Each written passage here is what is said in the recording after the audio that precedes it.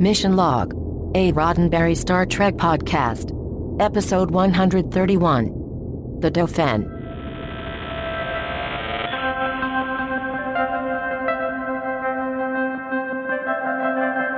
Welcome into Mission Log, a Roddenberry Star Trek podcast. I'm Ken Ray. And I'm John Champion. Each week on Mission Log, we get to know the characters on Star Trek. Or do we? This week, the Dauphin, which is English for Le Dauphin. That's see, I thought you were going to do the English to French. Yeah. Huh? Well, okay, so this is funny to me. I don't know if you ever heard Penn Jillette when he had a radio show, but he mentioned something about in Vegas, there was a nightclub at one of the, I think it was at the Paris, called the Le Bistro Stage, where it was like called the Le Bistro Cafe or whatever it was. And he was like, yeah, so literally the English translation is the cafe, you know? That's awesome. Yeah. Except wouldn't you want to translate it to the Cafe Bistro? Right. Or something like that. Exactly. We could do this all show. We could. Or we could let other people do it for us. If you'd like to write in with the rough English to French to English translation of today's episode, there are a number of ways you can actually get in touch with us. Mission Log Pod is the way to get in touch with us on Facebook, Skype, and Twitter. So just remember, Mission Log Pod, no spaces in that, and you can find us in all three of those places. You can call us 323-522-5641. That number again, 323-522-5641. You can email us, missionlog@roddenberry.com. We do have a show website we would love for you to check out. It has discovered documents and all kinds of other fun stuff. Missionlogpodcast.com is the place to find that. And please do remember, we may use your comments on an upcoming episode of Mission Log. Hey, side note to that, people are really taking to the website and leaving just a multitude of comments and commentary. It's very cool to see. I love it. Are we actually doing comments on the website? We are. Wow. You should go there. Maybe I should check it out sometime. It's great. Wow. Okay. Well, good. Yeah. Tell you what, I'll go check out the comments there right now while you take care of trivia. Fantastic. All right. Today's episode was directed by Rob Bowman, a name that we see a lot in Next Generation. It was written by the team of Scott Rubinstein and Leonard Mlodinow. Now, they had collaborated as story editors for The Outrageous Okana and then wrote The Dauphin. Mlodinow is a physicist. He has collaborated on books with Stephen Hawking and been published many times on his own. And the side note to this, there's something that I find just incredibly entertaining about Leonard Mlodinow. If you go to YouTube and you look up Deepak Chopra versus Leonard Mlodinow, there was an event at Caltech years ago. Chopra was giving a talk, and there were people in the audience kind of questioning maybe the scientific validity of what Chopra was saying. And this guy stands up and he says, hey, if you want me to explain this to you, I'm a physicist. And that is Leonard Mlodinow. Now, this could have been a very contentious arrangement, contentious relationship, and it was. But to the credit of both of them, Chopra and Mlodinow actually collaborated, and they did a series of sort of talk/debates, and they wrote a book together called War of the Worldviews, where both of them could kind of express what their, worldview was like and how they differed. So good on both of them for doing that. Now, Ken, you mentioned Dauphin. Dauphin is literally dolphin in English. Dauphin being the French word for dolphin. And it was a term used for the heir apparent to the throne from, definitely before the 14th century, but officially as a French monarchy starting in the 14th century. So a dolphin appears on the coat of arms for the family of the Count de Vienne, which is a region in the southeast of France. The area that they ruled was sold to the French monarch in 1349 with the condition that Dauphin still be used as a name for that heir apparent. This episode marks Wil Wheaton's first on-screen kiss, and he did take a little bit of ribbing for this one, and he made that kind of a bit in some of his convention appearances, talking about the hideous monster that he got to kiss. Now, only a handful of acting credits show up for Jamie Hubbard. She, of course, was a young woman who played Salia, and the acting credits stop in the early 90s. She is actually a licensed psychotherapist, and she was about 10 years older than Will when they made this episode. Patty Edwards plays Anya, and she has a long list of credits to her name. In more recent years, she has done a lot of voice work, including a lot for Disney. She did the voices of Flotsam and Jetsam in The Little Mermaid, among many others. Forgive me, you say more recently, but she actually did pass away actually several years ago as we record this. Right, she did pass away in 1999. Most of that time between doing Next Gen, doing this episode that we're talking about today, and up until the time of her death, she did a lot of voiceover work. Yeah. Now, one of the guises taken by Anya was played by Mädchen Amick, and this was her very first TV credit. Now, of course, she has done a lot of TV since then, and she's probably best known as Shelley on Twin Peaks. And interestingly enough, she actually auditioned for the role of Salia in this episode. And it is cool to point out that the transition scenes from the characters into monsters and back were actually hand-painted animation. So that was the technique used to create the morph effects in this show. Look, there is no easy way to say this.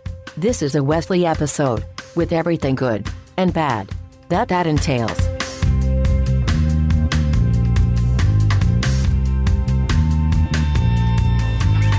Prologue. Things are a little quiet on the Enterprise. They've arrived at Clavidia 3 to pick up Salia, who is to be transported to the world as she is to lead. More of that routine, taking someone important from point A to point B adventure. During the downtime, Geordi has work to do in engineering, and he sends Wesley to retrieve a part. Just Wesley's luck, he bumps into the guest of honor from Clavidia 3, and she's a girl about Wesley's age. And she's cute. Like, way cute in that teenage boys are going to be useless to think about anything else kind of way. Only bummer is that Salia is traveling with a governess, a caretaker named Anya, who is a small but tough older woman who makes it known right away that they are not on a social call. Too bad, Wes. Act 1. Well, the boy genius isn't going to give up too easily. He tries to get a little more info out of Data, but oops, he forgot to bring that part down to engineering. The discussion about his new crush will have to wait. On the bridge, we're settling in for the trip to Daled 4, where Salia will eventually do her predestined job as negotiator, mediator, ruler. Not a whole lot is known, but Troy is getting the feeling that the guests are not themselves. Like, literally, they are hiding something, or at least they seem to be something other than who they appear to be. Well, it's probably nothing. Picard checks in. Yep, everything is A-OK. No, still not sitting right with Deanna, or Worf for that matter.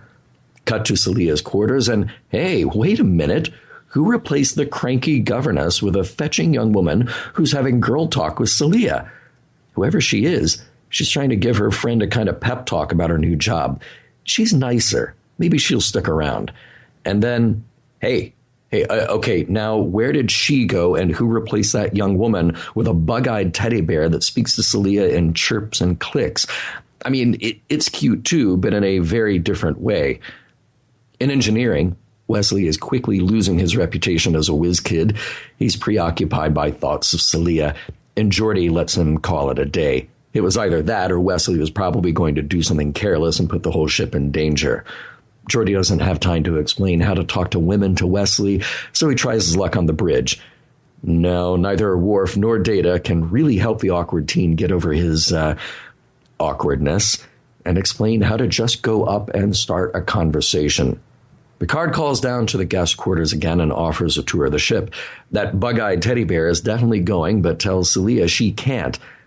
Oh, wait a second. Now we see that the bug-eyed teddy bear morphs into Anya herself. All three of these forms are one in the same person. No matter what form she's in, though, it's clear to Salia that she is to stay in her room. Act 2. Wesley is trying to get romantic advice from, well, who else? Commander William T. Riker. In 10 forward, Wesley, Guinan have a seat, Riker straddles his, and the bearded one starts laying on lines with the bartender. She's kind of digging it, really digging it. It's working for her, but not for the young ensign. Worf is showing Anya around the ship, and she's doing a bang-up job of irritating everyone she comes into contact with. She starts with Geordi and engineering, making a masterpiece out of the fine art of condescension. Lucky for Wesley that Anya is away. He stops by Celia's quarters, dumbstruck, just long enough for the door to open and reveal Salia. And she seems happy to see Wesley.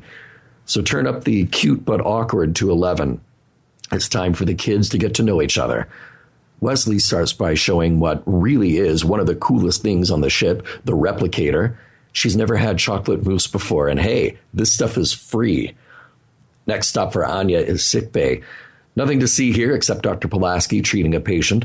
When Anya asks about the diagnosis, the doctor replies that it's Andronesian encephalitis, and not to worry, it's all under control. Anya, one might say, overreacts. The disease is contagious, even though the doctor says not really. She doesn't like that answer, though, and demands that the doctor kill the patient. Now, Dr. Pulaski may have some shortcomings, but killing a patient is not her M.O. Very well, then, Anya goes all season 2 of Space 1999 and morphs into a very big, very strong beast that seems intent on killing that poor man on the examination table. Act 3. The creature Anya has morphed into has his hands around Worf's neck.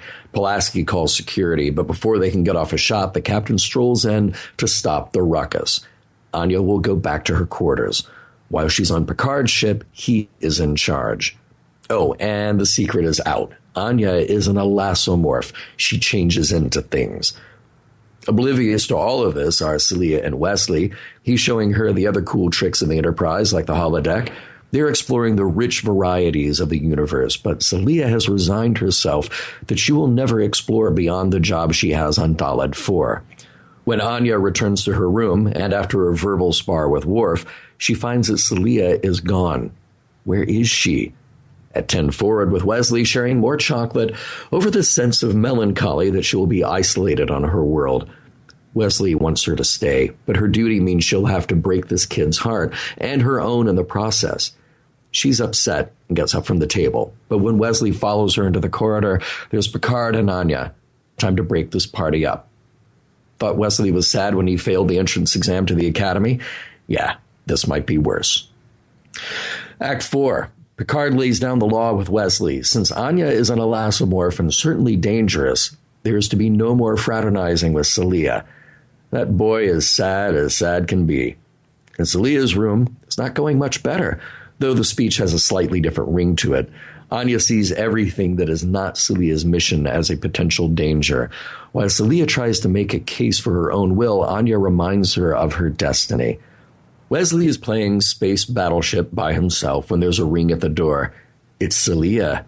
Oh, these kids. She's making up for lost time and plants one right on Wesley. Before he can let that sink in, though, here comes Anya in the guise of a hideous furry monster. Salia tries to get Wesley to leave, but he won't, calling for security instead. To mitigate the threat, Salia now transforms into a hideous animal. Too bad, kid. Your girlfriend is Bigfoot. Act 5. Picard tightens security. Again. Conditions on Daled 4 are not exactly what one might call hospitable to human life. The Enterprise can't read much down there through the thick atmosphere, but there is a signal from the planet with beam-down coordinates for Salia. Worf heads off to retrieve her, but not before Anya has a moment with her to explain that this is where they part ways. Anya's duty is done, and she'll go live on a moon nearby. Now it's Salia's time to grow into the person she is to become. Well, figuratively for now, though literally we've seen what she can do. Their parting is bittersweet, and it looks like Salia has gained a little understanding for where Anya is coming from. Salia drops by to say goodbye to Wesley. He's in no mood. That heartbreak is making him a bit caustic toward her. Might have something to do with not knowing if she's for real. At the very least, she's trying to make nice before she leaves. He'd rather sulk. When the transporter is set, Salia goes to the platform. At the last moment, Wesley shows up with a bowl of chocolate mousse. See? As far as teenagers go, he's not so bad. Salia wants him to leave since she'll have to transform before beaming down. This time, it's not a hideous furry monster. It's a glowing, amorphous ball of light. It's actually kind of beautiful. But there's no future there, especially if he ever wanted to take her out to a movie. In 10 Forward, Wesley is licking his wounds over a 7-Up. He's got the heartbreak bad, but Guinan cheers him up with a little advice. You won't actually love anyone like this ever again, because each time it will be different. Doesn't make this one any less special. The end. So you went 7-Up. I was going to go Sprite. Oh, yeah. I thought about that. Yeah. Staring forlornly into his glass of Sprite.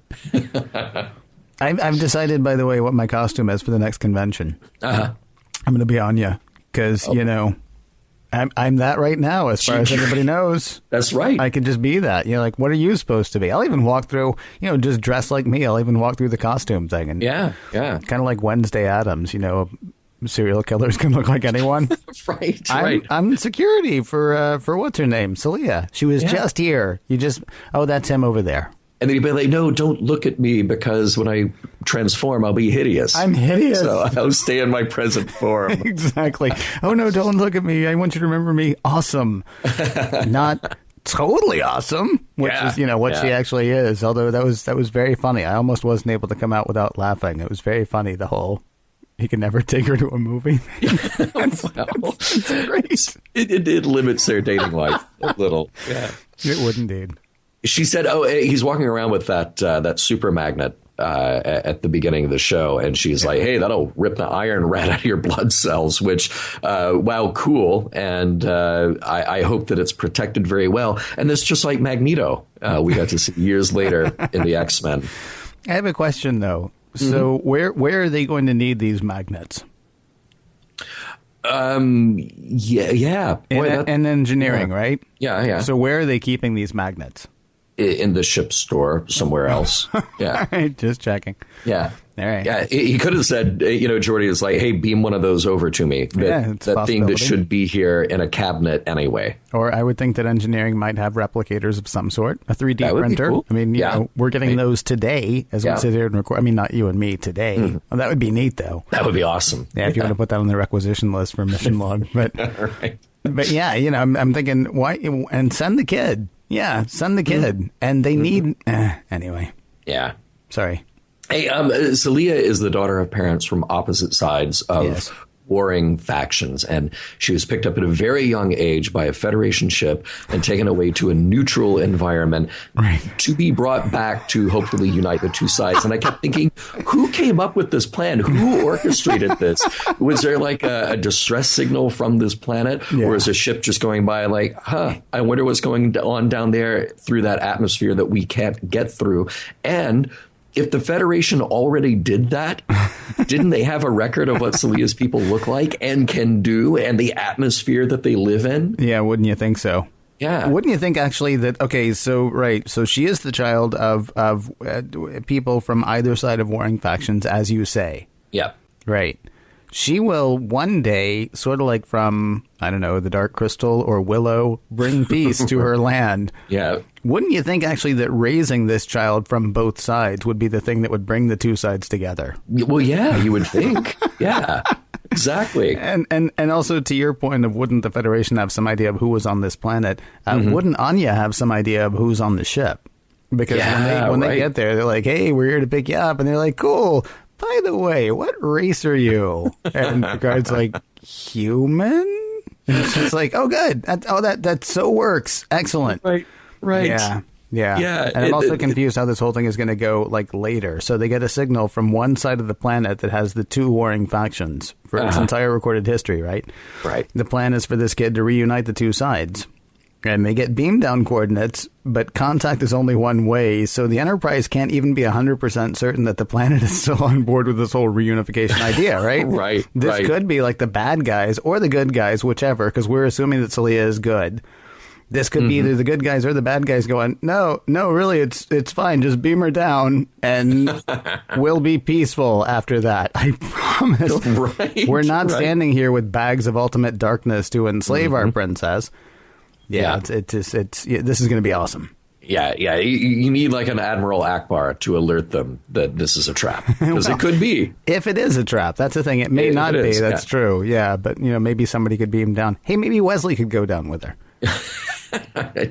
in a spacesuit. In a spacesuit, in a big pressurized spacesuit. Yes, or Data, because almost nothing ever happens to him.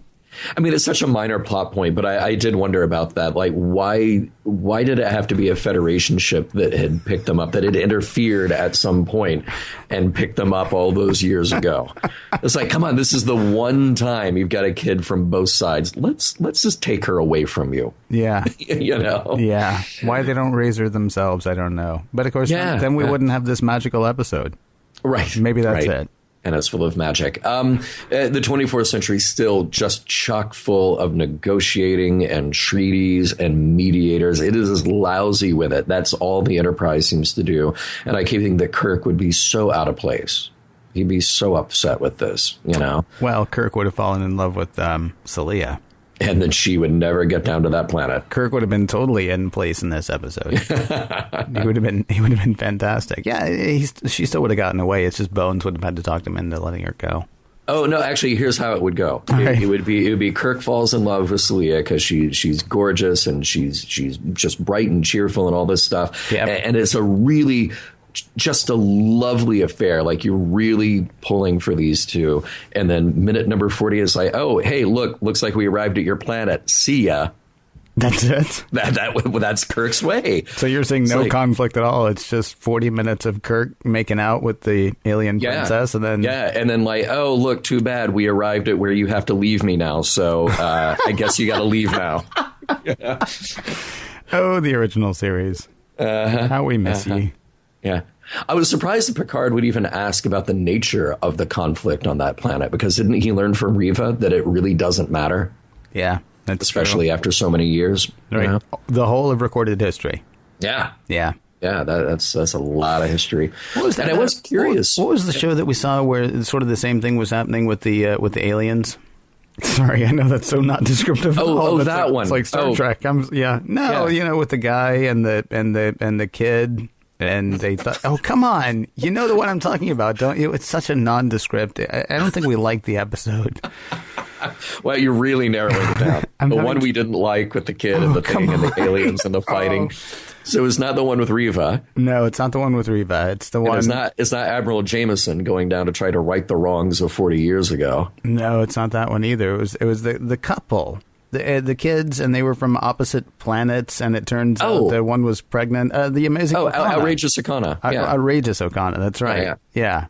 Well, another episode edited by the two who wrote this one. That could be why it reminds me of that then. That could be. All right. Wow, kind of a one-trick pony, that pair, huh? Right. So why does Anya also have a form that is a young woman around Salia's age? So, I mean, I think what was interesting about this is that all those forms play a different emotional role in Salia's development. It's like, now I'm a teddy bear, now I'm your best friend, and now I'm the stern governess. But it seems like stern governess is pretty much always what she is. Except I wonder what they were when they were on their planet. I think they were the balls of light. You think that's where they were there? Well, because they said the atmosphere was the same. So why wouldn't they hang out like that in their quarters then? Maybe they're worried that they could be watched on internal video, or... I guess, except Picard keeps asking, is it okay if I turn on your view screen? Yeah. Or somebody jump in. Or somebody says, hey, what's that light coming out of the window off to the side? I actually had a question about the elastomorphs. So Worf says that such a creature as an elastomorph would make a perfect protector, right? Mm-hmm. Should he not be thinking at that point about how to eliminate that one or all of them? Because they're not only... perfect protectors, they're also just perfect at infiltrating. Yeah, like he's sitting there talking to Picard. At that point, Picard could be one of these things. I mean, Worf, especially being Worf, I mean, being a security officer in general, but being Worf in particular, has to be thinking, well, now everyone has to die because any one of them could be one of these things, right? Right, right. I mean, because otherwise they could go totally, Invasion of the Body Snatchers, or... I can't remember. Were you an RPG player? Like, did you play Palladium or Rifts or Dungeons and Dragons or anything like that? No. Okay, so in the Palladium RPG, which is sort of like Dungeons and Dragons, but a different gaming system. Mm-hmm. There's a character class that's called it's a shapeshifter. I can't remember what the actual name of the character class is, but you can sort of play a shapeshifter. The only problem is you can only sort of play them because on the Palladium world, once shapeshifters were discovered, they were hunted almost to extinction. Because, people got, what a dangerous thing this is, how they actually posed an existential threat to every other race on the planet. And so my first thought was, why didn't they put her in suspended animation? Yeah. The way they did with that, 12-year-old / 20-year-old that beamed up. Right. And then the other question I have is, why did it not occur to anyone at that point that Salia could also be one of these? Exactly. Because they come from the same planet in theory, although it turns out that Anya comes from a moon near the planet. But they're the same race of people as far as anybody knows. And it turns out, well, that one's not people. Yeah. But boy, is she a good protector for that meat bag. Oh, which it turns out is also, who saw that coming?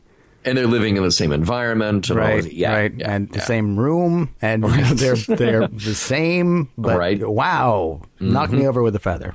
Yeah. Or a big clump of fur.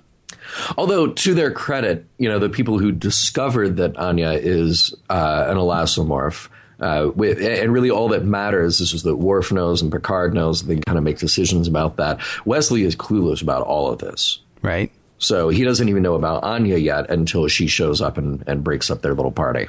Right. So, yeah. But you tighten up the security constantly. And speaking of Worf, except when they call for security in sickbay and they walk in and, there's the head of security about to have his head ripped off by this thing, right? Right. Three of them draw phasers. Nobody does anything. They don't do anything. They just stand there with phasers. I'm thinking you could put them on stun. Yes, there's a chance you're going to hit the security officer, but he's going to be okay. It's stun. Yeah. Why did they not? Why was there the whole, and then just, I let you win. and then Picard's just walking down the hall, apparently. Yeah. They call for security and... Oh, I hear there's a contagious disease in sickbay. I think I'll stop in and see how things are going. Right. Yeah, nice job. Nice job. We learned more about Klingon mating. Yep. It was very funny, actually. And we've had a few references to Klingon mating so far. It was very funny. Even more elaborate. Yeah. I'm still under the opinion that sex is something that happens to Klingons, not with them. Right, exactly. Yeah, although the screaming was hysterical, and it was funny. Say what you want to about this episode, and I have a feeling we will have a lot to say about this episode. Sure, there are some funny moments in this episode. Oh yeah, like that whole thing, like when you come in on Worf screaming like that, and he's like, "It's not the men who scream, it's the women and men," and they throw things at the men, and the men duck. Yeah, well, his timing is great because he's sort of like relishing in the moment, like thinking back to doing this. Yeah, and then he's like, "You got to duck to avoid the furniture." Exactly. It's kind of awesome, and the scene between Riker and Guinan. It's so great. If you told me that you were going to do that scene, I would be like, "Oh, are you sure you should?" Right. Because I don't think that's going to work. But it was actually, of course, Whoopi Goldberg is a comedian. Yeah. So it makes sense that she'd be able to pull off comic timing. But it's not an important scene, but it's a great scene. Well, it is something cool because you kind of watch Riker and you go like, Riker is not just the actor Jonathan Frakes doing this, but Riker, the character, knows when and how to turn it on. Right. Yes. So there's something fun about seeing that. I don't know if you watch Mad Men, but it reminds me of the scene where Pete, one of the guys in the office, is, meeting people at an awards function at an event, and he's sitting next to this young woman, and her dad is there, and he's an older guy. He's a professor, and this guy keeps kind of ribbing Pete, like, "Wait, but you're an ad guy. What do you mean client relations? What do you do?" And then Pete goes into this thing. He's like, "Well, let's talk about what you do. You wrote a book about this, and that's brilliant. And you taught people this. That's incredible. Your work is so amazing. Blah blah blah." And this guy is just totally buttered up. He's like, and Pete goes, "That's what I do." It was fantastic. It was great. Yeah. It reminded me of this. Yeah. By the way, I'm fighting being insulted. I'm not a robot yet, dude. Of course I watch Mad Men. Oh, okay. Okay, good. and all right, add it to the list, because when we get through Moonlighting and we get through Kolchak, that's a show that needs deep analysis. Yeah, and as do all of the characters on it.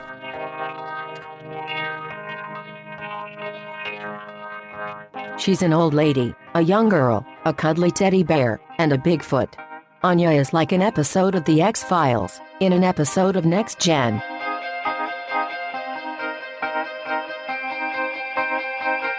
So the interesting thing about how many, we've done well over 100 hours of podcast now.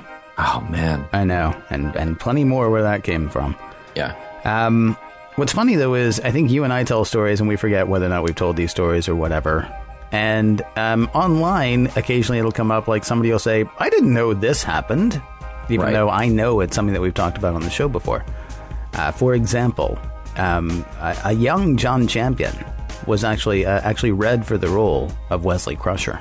Yeah. A 15-year-old John Champion in 1987. Yeah. It was like March of 87. No, so I would have been 14. Yeah. I read for that role. Yeah. And I remember it vividly, and went to New York and got the sides, got a callback, got put on tape. I even posted to my Facebook page a casting memo from like interdepartmental, and then I saw Gene's copy, however many years later, going through the archives of Roddenberry. I'm like, oh wow, there's my name. That actually happened. That's pretty amazing.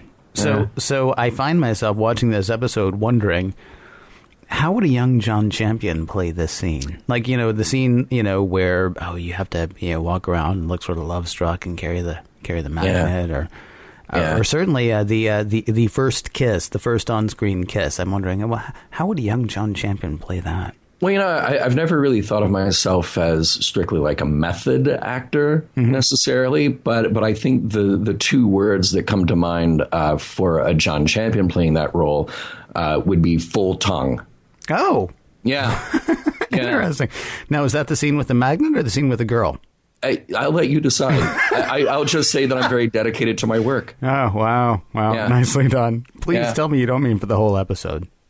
Well, hey, actors have to have freedom to explore the character. All right. Okay. All right. So that's, But you know what? Let's talk about those days when we were younger, Ken, because watching this episode, the thing that I thought of, not just how I would have played that role, but when I was 16, the last thing that I wanted anyone to know was that I was interested in a girl, certainly not adults. There is no way that I would have broadcast this to every single person that I would see and work with every single day. And this kid is he's going from room to room, station to say, hey, what do I do? Hey, what do I do? Like, you're kind of welcoming that line that Guinan has, shut up, Wesley. Shut up, kid. Shut up, kid. I was honestly thinking, as he was going around to every senior officer on the Enterprise, Wesley needs friends. Now, you don't want this to turn into like a teen whatever. And, of course, the last time Wesley had a friend, well, unless you count Murdoch, last time Wesley had a friend, that friend stole a ship and nearly crashed it into a planet, and that was bad. Yeah. But Wes needs friends. We got over 1,000 people on this ship. We've got families on this ship. Right. Unless there's like an age cutoff. It's like, okay, no, you're good. You're good with kids from like, let's say, infant to like 8. Yeah. And there's a bunch of those 17. Because we saw them get kidnapped one time. Yeah. We never see kids Wesley's age. And more importantly, Wesley never sees kids Wesley's age. Right. And maybe he should. See, I'm worried about that. I'm still worried about the puppies. What happened to them? You haven't been on Twitter lately, have you? Oh, I have. I saw. But go ahead. I apologize. Yeah. It's interesting. I mean, we're supposed to see some growing up in this episode. And Wesley goes through that infatuation stage to the falling in love stage, to the arguing stage, to the resentment stage, to the making up and being friends stage, and literally like no time. I mean, this is a matter of a day, maybe, that this takes place. And as for Salia, she's sort of, new and fresh to everything, and her guardian is there to take care of her emotional and personal growth. Although it seems like her diplomatic abilities are really not of anyone's concern. They're just like, oh yeah, you'll figure that out. Don't worry about it. Right. But she goes from following to disobeying to resenting to making up to kind of like an adult understanding, also in no time. This is all very compressed. And I feel like this is all actually really useful and serious stuff for character development. But I also just feel like it plays out as this weird, like, 2-act play, this totally compressed timeline. And I kept thinking, man, maybe if the show had the ability to deal with longer arcs. And we've talked about this before on Mission Log, how a show written in the 60s is different from a show written in the 80s, certainly different from a show written in the early 2000s and 2010s, where you do have these long character arcs that can develop over time. And I hate that we didn't get that with Wesley. It's just like, okay, well, here's the episode where Wesley falls in love, and then he falls out of love, and we get rid of the girl. Yeah, we got the same sort of after school special problem that we've had with Wesley all along. Yeah, I mean, we're going to address his romantic development today. Yeah, like this week we're going to get this over with. Now, in fairness, I don't know how he would have actually written, unless you did write other kids onto the show and things like that. You can't do this storyline over more than one episode. Yeah, because they're taking her someplace. I was also, this is a total random aside, but I was weirded out. So they're going to wherever it is. Daled 4 or whatever, where she's supposed to be, right? And Picard says, all right, so we got the magnet fixed. Let's get there as soon as we can. And Riker says, warp 8.8. Right. What the heck? I'm sorry, just for a second, because then they're like, well, how long would that take? And she says, 3 hours, 9 minutes. And I wanted Picard to go, and if we went warp 8.9? Right. Because I mentioned wanting to get there ASAP, right? Yeah. Can we just round it up? Can we just say 9? Wait, warp 9. Can you do that? There's warp 10. I hear that we could actually get there faster, and I want to say that I said, let's get there as soon as possible. There's like there's a weird thing going on with Picard in this episode. Like there's this other thing where Picard says to Crusher, so listen, the woman taking care of your girlfriend is actually a big, scary, hairy beast. And what we'd really like is to not see her do that again. Right. So don't go near the girl. And Crusher says, I will do as you ask. And at that point, I wanted Picard to say, oh, really? Thank you. Because I was thinking maybe you would just follow my orders as captain. No, that's okay, though. As long as, hey, however it gets done, I'm not really going to be a stickler on, command. Yeah. Yeah. Yeah. He says a couple of interesting things in that scene, though. He says along the lines of like, look, I would never step into the personal relationships of my crew. Yeah. Which I thought was very interesting because I'm trying to remember, has he to this point? Well, no. Okay. No. And we've had this former relationship that we know that occurred between Riker and Troy. And we know that they played this mild flirtation early on with Picard and Dr. Crusher. Right. And I was just thinking this is an interesting choice, not only for a workplace, but this sort of quasi-military structured workplace. Yeah. But the reality is you're away for 7 years, 10 years, a dozen years.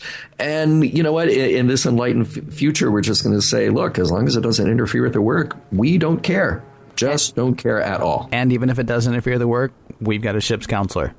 Yeah. And right. We've got holodecks and we got 1,000 other people. So really, right. There may be a little room for, there may be a little room for that kind of, I don't want to say hanky panky. I mean, it's more serious than that.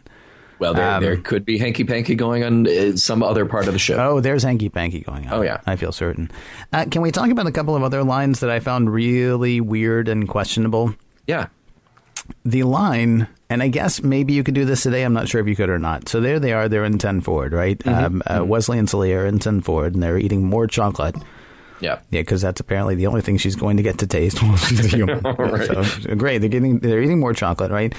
And Wesley, completely oblivious to the fact that she is going to lead a planet, reunify a planet, even though he does know this, keeps saying, oh, no, you'll be able to go anywhere you want to and do anything you want to and all this stuff. And, she says, well, no, I can't. And he's like, well, why don't you stay here on the Enterprise, which is an interesting idea. Also, I'm not sure that he, as acting ensign, actually gets to just, issue invitations to stay on the Enterprise for forever, but okay. So he says, yeah, stay on the Enterprise. And she says, no, I can't. And she runs away. And Guinan comes over and says, just because a girl runs out doesn't mean she doesn't want you to follow. Mm-hmm. Would we write that line today? In our no means no culture. And I'm not trying to be terrible about it, but I just found the line interesting. It's like, hey, just because she says stay away from me, it doesn't mean she actually wants you to stay away from her. Right. I see exactly where you're coming from. Now, honestly, I think that if I were writing or if I were story editing the script, yes, I would keep that in there. And here's the thing, I think I would too. I'm sorry, forgive me, because... because in that particular situation, what we're seeing is, she's more, I think, flustered than anything. She's not like, it's not like she threw a drink in his face and said, leave me alone. Right. She's upset at the emotion of the moment. She's conflicted. And this is a growth moment for Wesley, which is like, okay, you've done the job of having a conversation with her and charming her. Now you have to do the job of being sort of emotionally available to her as well. Yes. Okay, that's interesting. I think one of the problems that I have, and forgive me, I'm not... Because you're right. I mean, that is how that scene should be written, I think. I think I get caught between thinking that all of the Wesley episodes read like an after-school special versus all of the Wesley episodes being an after-school special. Right. Do you know what I mean? And the idea that somebody's going to go, no, no is a thing that people say. Right. So don't worry and go ahead and do what you want. Obviously, that's not what's being said, although the line just kind of stuck out at me because... Well, probably because, to an extent, things have changed over the past 20-some-odd years since that line was written. Yeah. I also found Anya's line just absolutely fascinating. There is always danger from one who is not your kind. Yeah.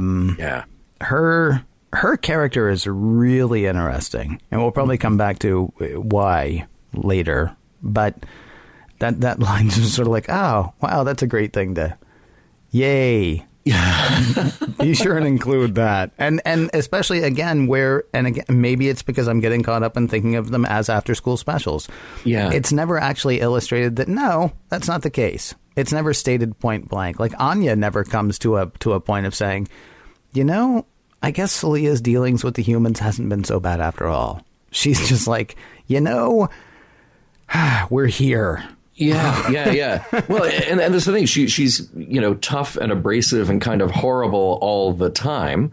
She does have moments where she's emotionally supportive of Salia. Yes. But this message, this idea of just saying like, no, you are in danger all the time from anyone who is not like you.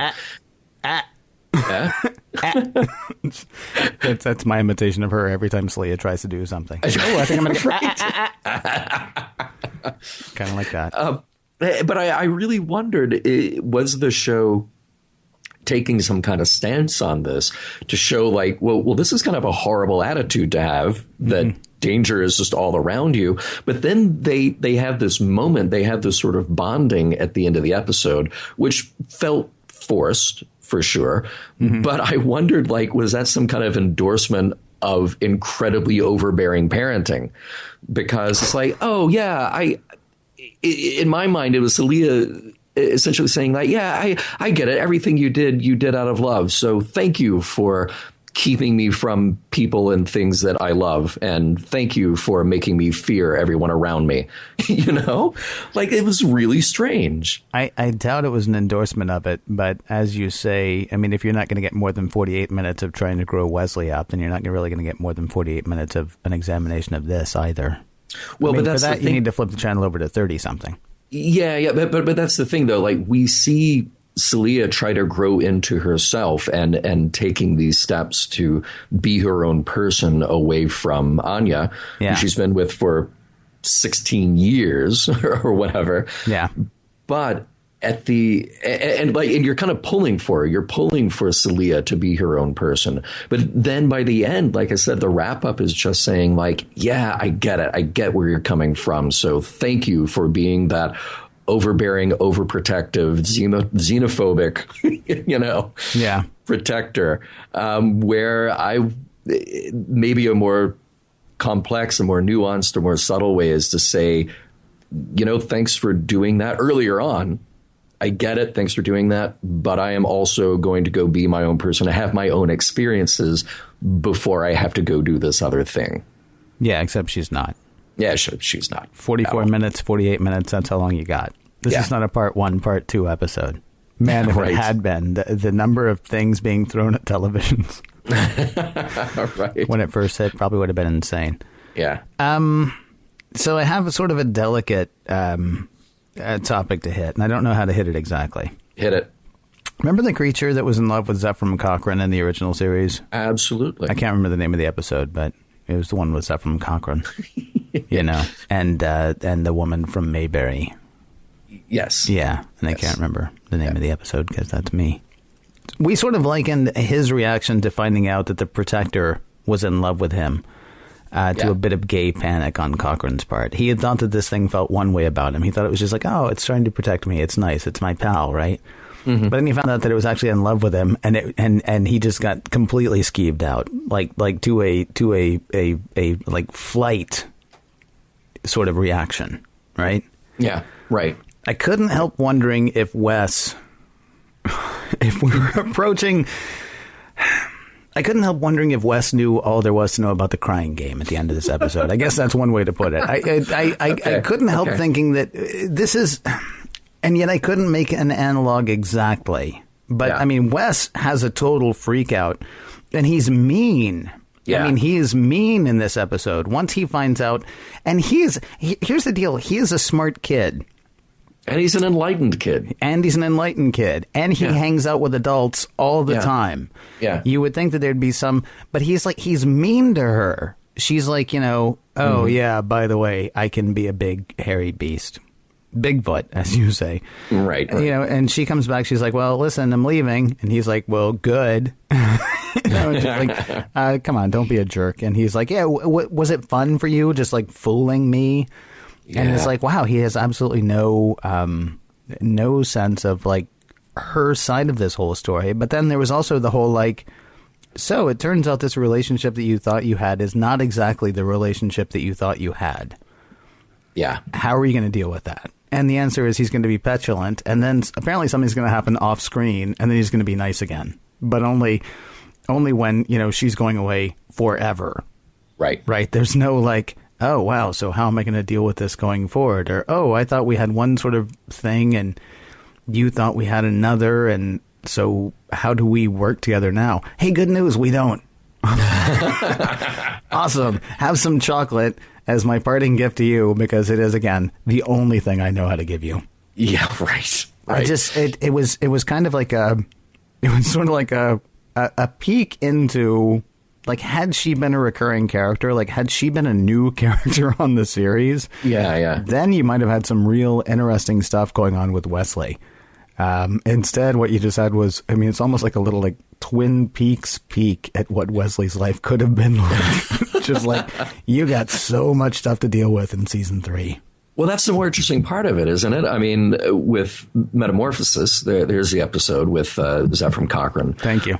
We actually got to play with that emotionally a little bit with Cochrane's reaction to what the relationship was with the creature, with the cloud creature. Right. And we really got to ruminate on that for a long time. So then by the end of the episode, you kind of have this statement about, well, did the form of that love really matter? All that really mattered was that you had this creature that could express love and take care of this person.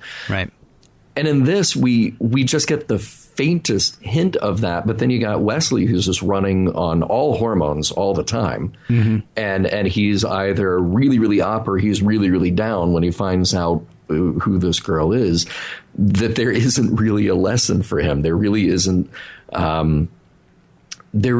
sort of a moment of it dawning on him. If there is, it's off screen. Yeah. Because all we get is just like, I'm showing up with chocolate again. I'm sorry. Acted like a jerk. Goodbye. I'll never see you again. You know? Well, that's the thing. I mean, yes. Yeah. I mean, that moment does happen off screen. I mean, it's sort of like we have like the interesting him falling in love thing, him learning about love thing, him falling in love thing. He uses the word love far too fast, by the way. That's something he's hopefully going to learn as he gets a little bit older. Right. And then, whatever happens as far as his revelation happens off screen. I mean, we have what we talked about in TOS all the time, which is, what minute are we up to? Minute 40? Mm-hmm. Yeah, we got to wrap this up. So, yeah. All right. So off screen, Wes has a revelation. Then he comes in and he's nice. And it turns out she's pretty, even prettier than she was before, in sort of a different kind of, let there be light kind of way. And scene. What's missing there is that all we can really infer is Wesley just going like, oh, I'm a jerk. I shouldn't be a jerk. So here's some chocolate, as opposed to the deeper, the sort of more adult understanding of love is cool because love is cool. Right. And I shouldn't just sort of let this block that I have in front of me because I learned something about her get in the way of my maturity and my ability to, if not have a relationship with her because she's going away, but it has some respect and compassion and understanding. Mm-hmm. Like that's the adult angle on it that we're missing. And maybe we're asking too much out of a teenage character, but this is also Star Trek. And like you said, he's a genius and he's an enlightened kid who's seen a lot and has been through a lot. Mm-hmm. So maybe that's why I want more out of him. Yeah. I don't know that I want him to be totally cool. Sure. I think I want more. I want the whole idea to be addressed more because I mean, once you introduce that idea, and you do introduce that idea by, I thought she was this, and she is literally a completely different thing than I thought she was. Yeah. Once you introduce that, then you've got his reaction, like as horribly read as I feel certain the line would have been, and I feel certain it would have actually been an absolutely painful line of dialogue. I would like for him to have said something along the lines of, I'm trying to understand. Yeah. Or even, you need to give me a minute. Right. Right. Anything would have been fine, but just the whole, wow, I don't like you now because I thought you were one thing and you're another. Mm-hmm. And then, okay, well, now I like you. But as you say, on condition that you leave the ship and never come back. Then I can be cool with, what we were and what we had, as long as I can keep saying it in the past tense.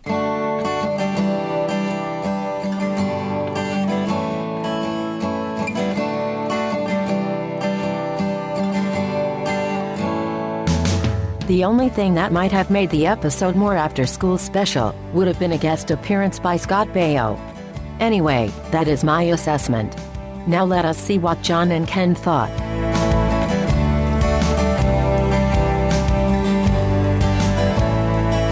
Ken, before we part ways and take our original forms, we have to get to the part where we wrap it all up and we deep analyze this show to determine if it holds up. So, Ken, I pose it to you. I think I know where this is going to go, but I pose it to you. Does this episode hold up? Let me start by saying this is not the worst episode of Star Trek ever. This is not even the worst episode of Next Gen. Nope, not at all. That we've seen so far.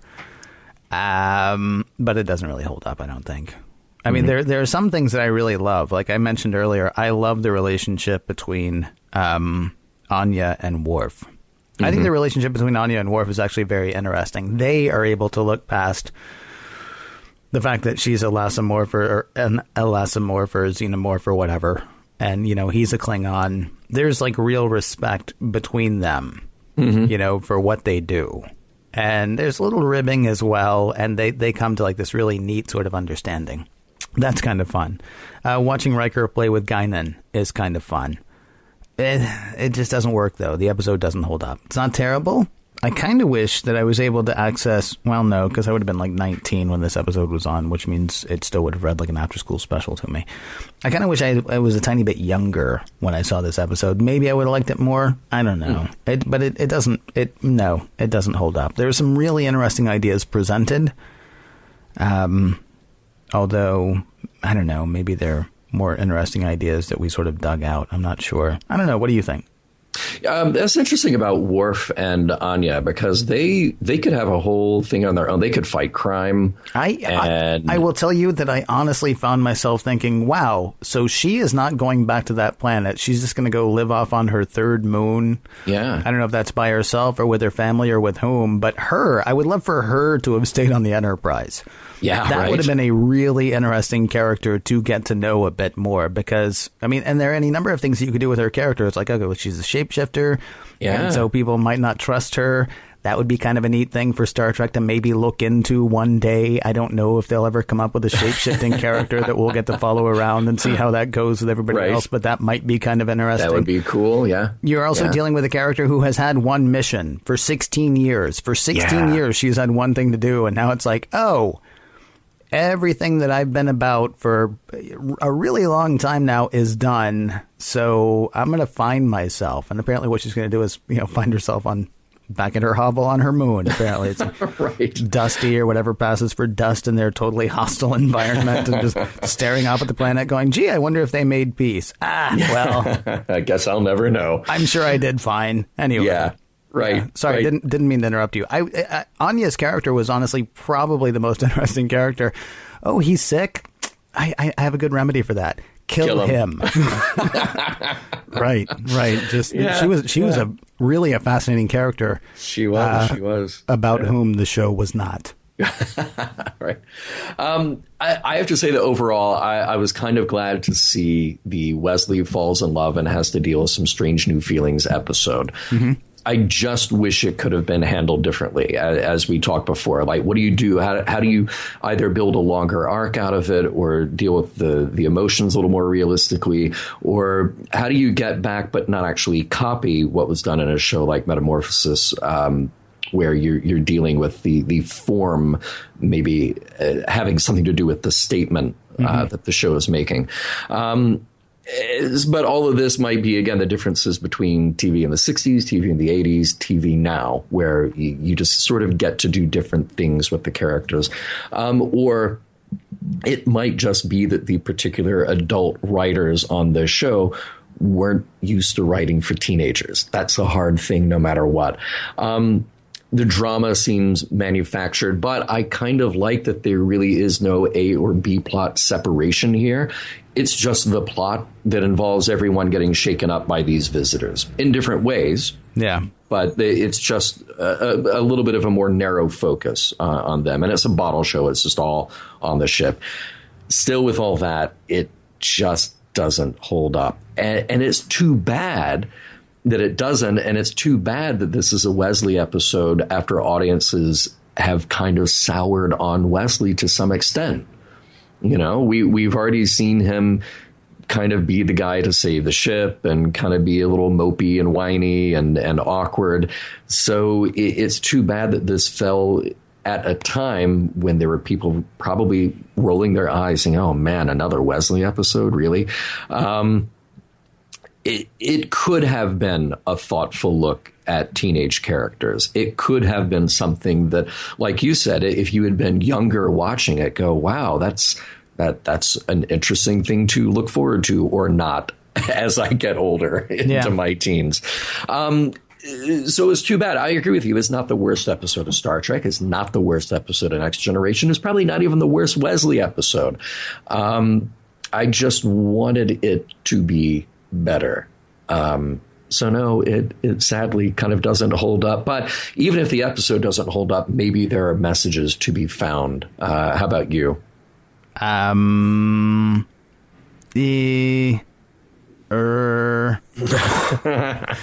we want to go to the whole idea of, likening it to Metamorphosis and the stuff that happened with Zefram Cochrane, I mean, that's kind of an interesting idea, except again, we don't really approach it, or,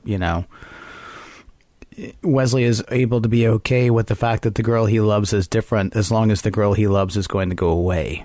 Yeah. I mean, so I can't even really say that that's one of the messages. I mean, I guess that's supposed to be one of the tacked on messages. I mean, but it really is just sort of a tacked on message. Just like, oh, be fine with this because being fine with this is the right thing to do.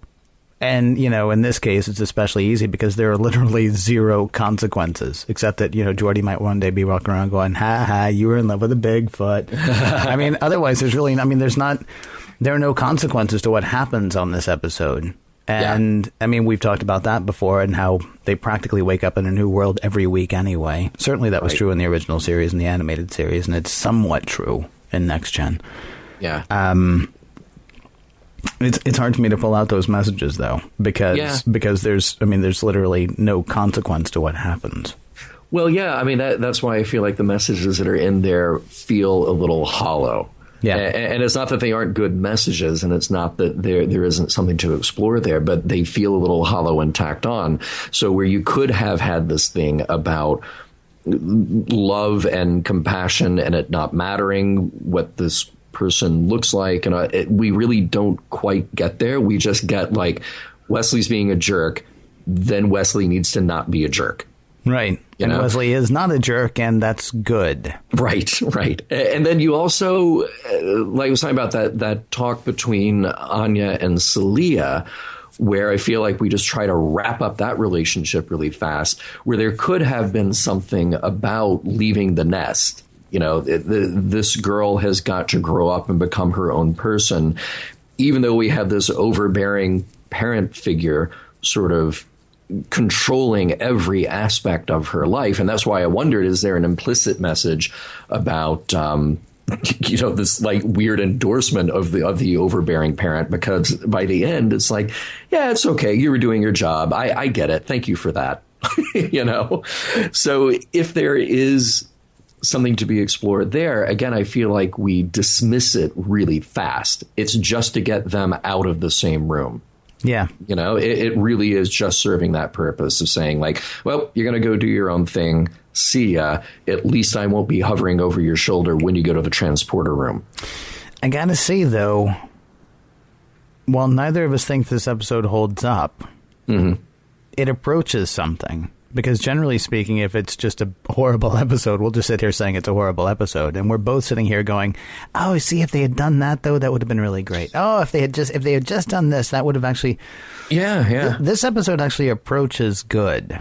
Yeah, it sure does. Yeah. In sort of the same way I approach money. Doesn't actually mean I'm going to have money. Doesn't actually mean this episode is good. So, it's. Oh, well. Should we talk about a message that does hold up? The one where Mission Log is produced by Roddenberry Entertainment. Oh, I like that one. Executive producer Rod Roddenberry. Roddenberry Entertainment, of course. You can find out more about that and a bunch of the other good work that Roddenberry does, because they do good work besides this show. Like there's the Roddenberry Foundation, and then, of course, they got stuff they'll sell you. That's good. Roddenberry.com is the place to find that. For more exciting Star Trek podcasts, check out Trek FM. That's Trek.fm. And for the latest in Star Trek news and discussion, be sure to visit TrekMovie.com. Next week, Ken, we get to join each other in talking about another episode of Star Trek The Next Generation. This time, it's Contagion.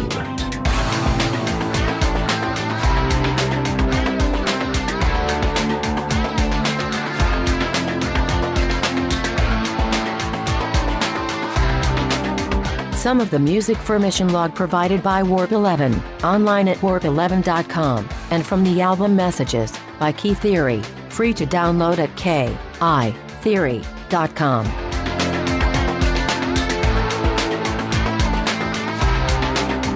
Do you have the song The Crying Game stuck in your head? Seriously. It is about to melt my circuits. End transmission.